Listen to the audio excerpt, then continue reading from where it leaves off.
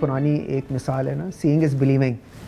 تو میں نے سنا تھا، پڑھا بھی تھا کہ جو حبیب یونیورسٹی ہے وہ لبرل آرٹس پڑھاتی ہے، مگر میں پہلی دفعہ میرا یہاں پر آنے کا اتفاق ہوا، اور جو واسع صاحب نے مجھے پورا ایک ٹور کرایا ہے اس یونیورسٹی کا، اور جو اس کی پوری جو کنسپچولائزیشن ہے یونیورسٹی کی، اور جس طرح یہ اس کو آرکیٹیکچر کیا گیا ہے، اور پھر اس طرح جس طریقے سے تعمیر کیا گیا ہے، وہ میرے خیال میں اس پورے کانسیپٹ کی پراپر عکاسی کر رہا ہے لبرل آرٹس کی. کہنا بہت آسان ہوتا ہے، مگر اس کو اپنے پورے آرکیٹیکچر کے اندر اس کو ایکسپریس کرنا یہ ایک بہت مشکل کام ہے.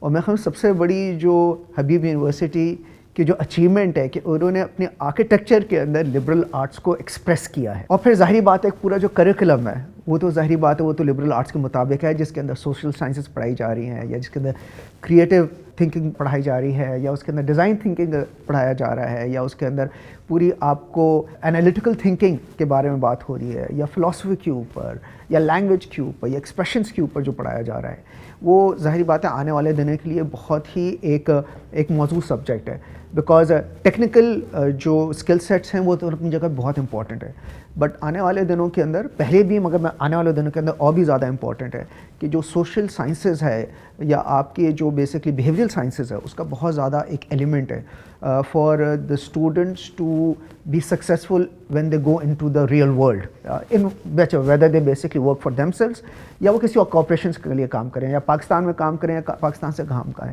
باہر کام کریں.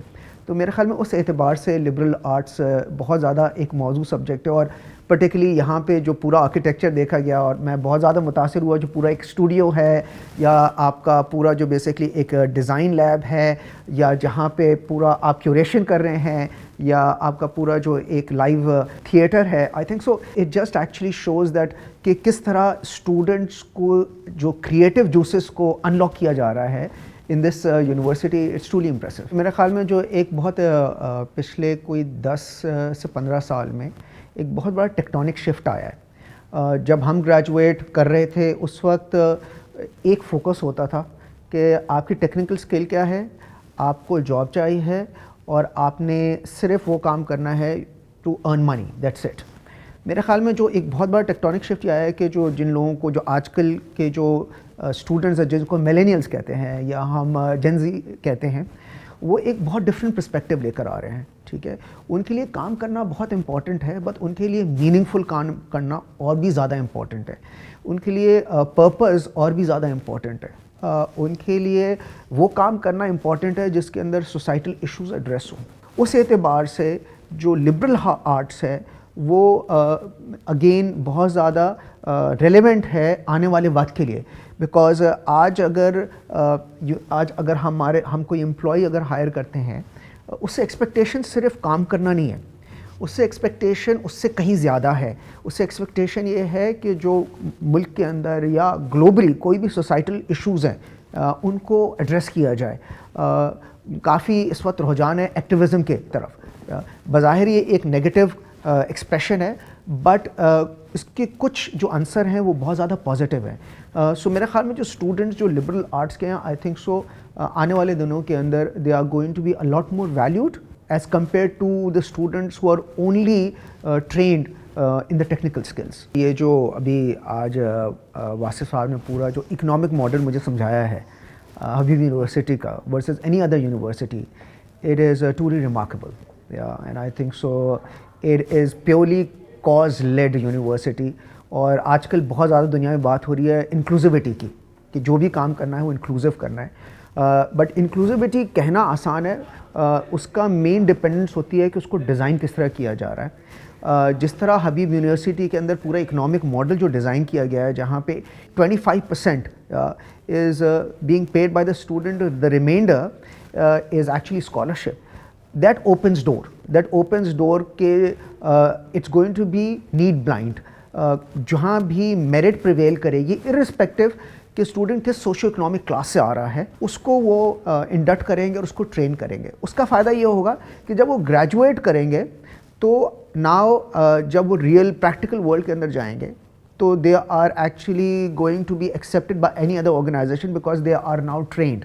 ابھی جو کرنٹ ماڈل ہے, ماڈل پرابلم یہ ہے, جو یونیورسٹیز, جو ٹاپ یونیورسٹیز ہیں وہ کریم ڈیلا کلیم لیتی ہیں کیونکہ وہ ایسے سوشیو اکنامک کلاس سے آ رہے ہیں کہ افورڈ کر سکتے ہیں اچھی پڑھائی.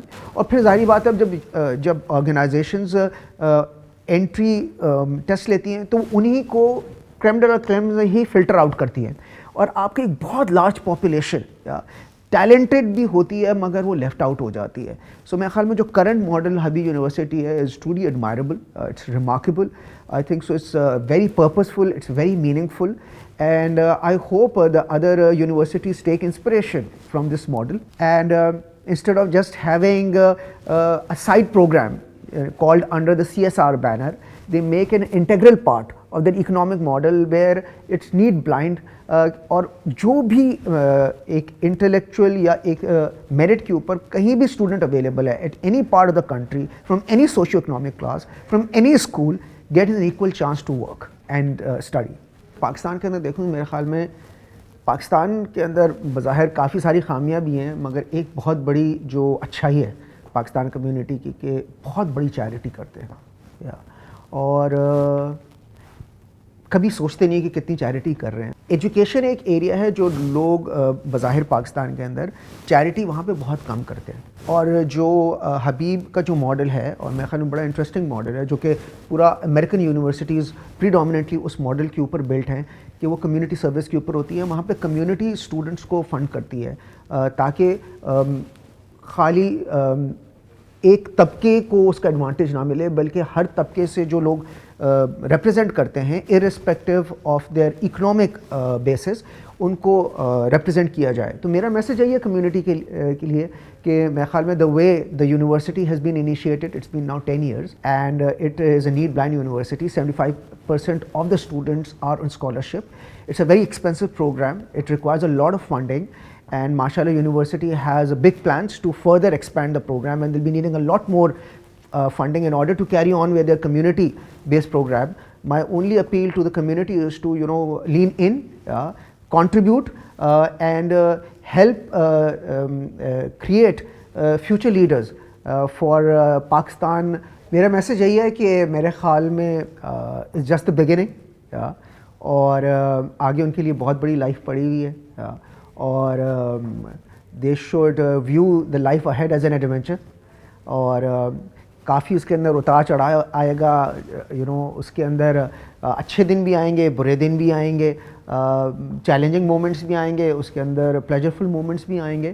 لیو each and every moment, enjoy each and every moment. Many a time we are living for the future, and we forget to enjoy the present.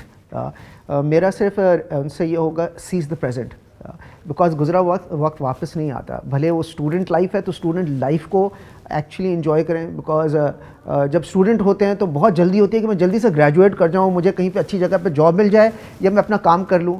پھر جہاں پہنچ جاتے ہیں تو پھر کچھ اور کی سوچ میں وہ زیادہ تر محدود ہو جاتے ہیں, اور وہ جو کرنٹ جو ہے, جو پریزنٹ ہے, اس کو انجوائے نہیں کرتے. سو میرا میسج ہوگا کہ اپنے جو پریزنٹ ہے, جو آپ کا جو حاضر ہے, اس کو انجوائے کریں. Future will definitely is going to be a lot more exciting, but don't get hostage to future. Do plan for it. There's no problem planning for it. Rather, one should always look ahead. Do dream about it. Do envision about it. But live in the present. Live the moment. Seize the moment.